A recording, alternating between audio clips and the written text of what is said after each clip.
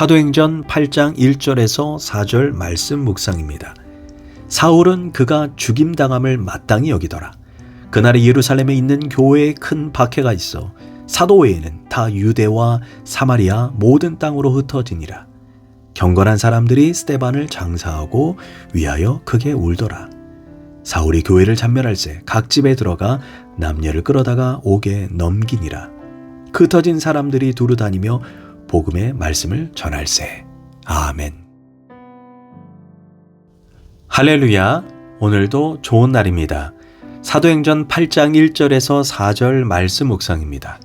오늘은 고난이 축복이 된다 라는 제목으로 말씀을 나누도록 하겠습니다. 오늘 본문 말씀은 스데반의 순교에 뒤따르는 하나님의 놀라운 섭리와 경륜에 관한 이야기입니다. 스데반의 순교 이후 선교의 무대가 예루살렘에서 사마리아로 옮겨지게 됩니다. 예수님께서 승천하시기 직전 오직 성령이 너에게 임하시면 너희가 권능을 받고 예루살렘과 온 유대와 사마리아와 땅끝까지 이르러 내 증인이 되리라 말씀했습니다. 오늘 본문은 스데반의 순교 이후에 복음이 예루살렘을 떠나서 드디어 사마리아로 가는 선교의 전환점을 보여줍니다. 그런데 그 역사가 무엇 때문에 일어났습니까? 스데반의 일로 인해 예루살렘의 교회에 큰 핍박과 박해를 받은 결과입니다. 사도행전 8장 1절입니다. 그날에 예루살렘에 있는 교회에 큰 박해가 있어 사도 외에는 다 유대와 사마리아의 모든 땅으로 흩어지니라. 박해와 핍박 때문에 더는 예루살렘에 있을 수가 없었습니다. 만약 이 핍박과 박해의 사건이 없었다면 기독교는 분명히 예루살렘에 안주하려고 했을 것입니다. 이방 사람들에게 복음을 전하는 것을 까맣게 잊어버렸을 것입니다. 그러니 그들은 유대인들이 꺼려하는 사마리아로 그 핍박 때문에 피난을 갈 수밖에 없었습니다. 물론 그들은 억지로 갔습니다. 그런데 그곳에서 복음을 전하면서 용기를 얻게 됩니다. 우리가 왜 여기에 와야 했는가? 예수님의 말씀을 상기하며 하나님께서 여기로 보낸 목적을 발견하게 된 것입니다. 이것을 하나님의 선교 전략이라고 말합니다. 이는 우리의 계획과 그 차원이 완전히 다른 방법입니다. 우리는 때때로 어디로 가서 복음을 전하고 어떤 선교 사업을 하고 어떤 학교를 세우고 하여간 이런저런 선교 전략을 세우지 않습니까? 그러나 이와 완전히 다른 방법입니다.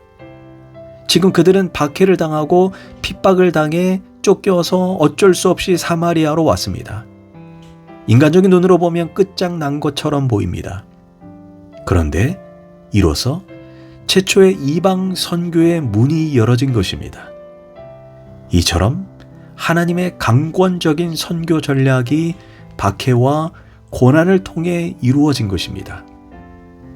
때때로 우리가 원치 않는 현실 속에 절망하지만 그곳에 숨겨진 하나님의 놀라운 신비가 있는 것입니다. 오늘 본문인 사도행전 8장 1절 전반부를 보면 사울이 그의 죽임당함을 마땅히 여기더라 이렇게 말합니다. 스데반을 죽였습니다. 그리고 그 사울 청년이 스데반이 죽는 것을 마땅히 여겼다 이렇게 말씀합니다. 또한 그 사울은 3절에서 사울이 교회를 잔멸할새 각 집에 들어가 남녀를 끌어다가 옥에 넘기느니라 이렇게 말씀합니다. 여기에서 잔멸하다가 헬라어 원문에 멧돼지가 포도원을 짓밟는다 라는 뜻입니다. 바로 사울이 미친 멧돼지처럼 교회를 핍박하고 박해했다는 것입니다. 닥치는 대로 교인을 잡아 죽이려고 했습니다. 아주 악랄한 인간입니다.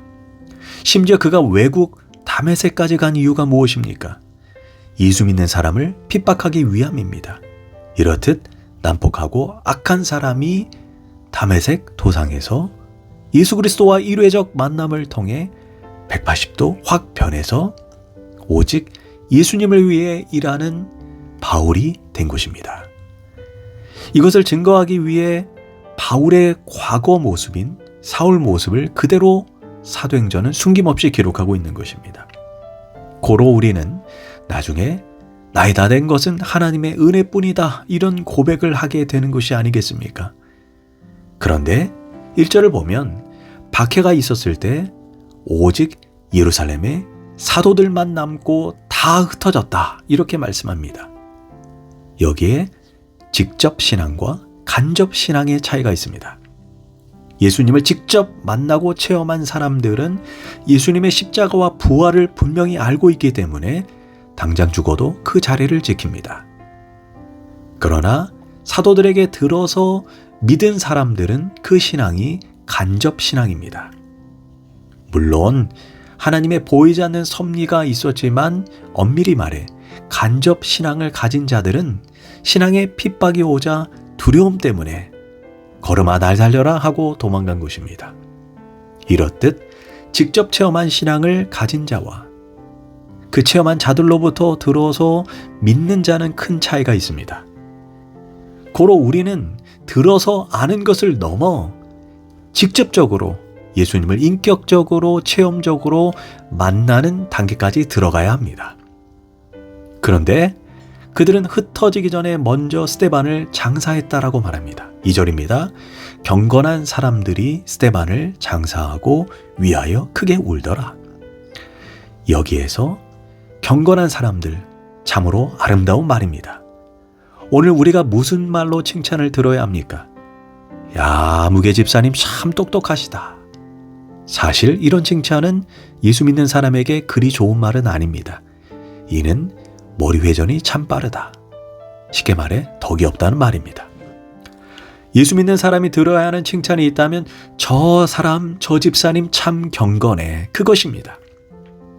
경건은 모든 일에서 하나님을 두려워하는 마음입니다. 사람을 대하면서도 그들은 하나님을 생각합니다.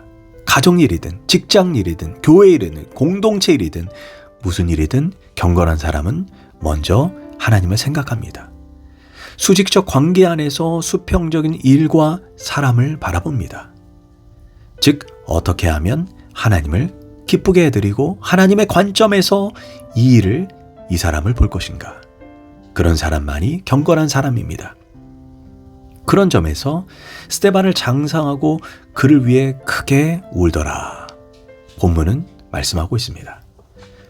그런데 여기에서 또 운다, 울음이라는 단어를 우리가 한번 생각해 볼 필요가 있습니다. 그리스도인들에게도 울음, 눈물이 있습니다. 요한복음 11장에서도 예수님은 나사로가 죽었다고 했을 때 예수님께서도 눈물을 흘리셨습니다. 물론 우리에게 소망도 있고 영생도 부활도 믿습니다. 그러나 인간이기에 슬픔이 있고 울음에 대한 휴머니즘도 있습니다. 그러나 이 울음이 길게 울어서는 안 되는 울음입니다. 그리스도인에게 있어 최고의 영광은 순교가 아니겠습니까? 내가 순교하고 싶다 해서 순교할 수 있는 것이 아닙니다. 순교는 하나님께서 특별히 주시는 영광이요 은사입니다. 그런 점에서 스데반은 원수들 앞에서 귀한 설교 말씀을 전하고 천사의 얼굴로 돌에 맞아 순교했습니다. 이런 순교 앞에 우리가 울어야 합니까? 사실 찬송을 드려야 합니다. 좀 더 나아가 스데반같이 죽지 못하는 내 자신이 얼마나 부끄러운 일인지 우리는 알아야 합니다. 어찌하든 핍박과 박해로 인해 복음이 이방 땅 사마리아로 뻗어나갑니다.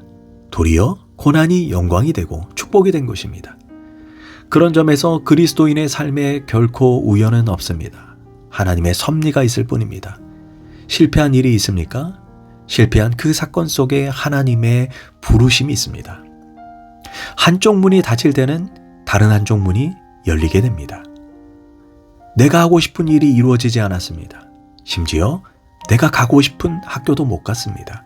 뜻대로 되지 않았습니다. 그러나 그 사건 속에 하나님의 섭리와 경륜이 있는 것입니다. 그들에게는 분명 가고 싶지 않은 길이었습니다. 원치 않은 사마리아의 길 아니겠습니까? 그러나 그 일로 복음이 온 세계로 뻗어나가게 될 줄 그 누구가 예측할 수 있었겠습니까? 고로 내가 왜 이 현실 속에 있어야 하느냐를 깨닫게 될 때 그 사건은 엄청난 복음적 의미가 있는 것입니다. 세계적인 오르간 연주자이며 바하 음악을 해석하는 데 최고의 권위자인 장피에르라는 연주자가 있습니다. 놀랍게도 그는 앞을 보지 못하는 장님입니다. 그는 파리 노틀담 대성당의 오르간 연주자로 20년간 일했다고 합니다. 어떤 사람이 그에게 아니 어떻게 그렇게 앞을 보지 못하는데 연주를 잘하십니까? 이렇게 묻자 그는 빙그레 웃으면서 대답합니다. 저는 그거밖에 할 수 있는 것이 없습니다. 이 말인즉 그가 볼 수 있는 눈을 가지고 있었다면 지금처럼 오르간만 파서 세계적인 오르간 연주자가 될 수 없었다는 것입니다. 어쩜 다른 일을 했을지도 모릅니다.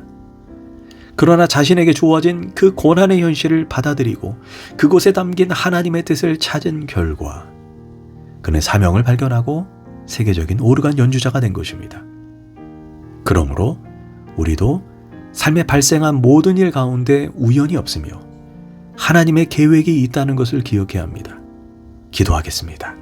하나님, 지금은 너무나 막막하고 이해할 수 없지만 그 고난 뒤에 내가 할 수 없는 하나님의 영광이 있음을 분명히 봅니다. 지금은 먹구름이 가득하지만 그 뒤에 있는 찬란한 태양을 볼 수 있는 영적인 시각을 열어주시옵소서.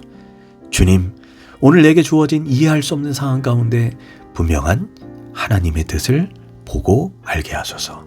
예수님의 이름으로 기도합니다. 아멘.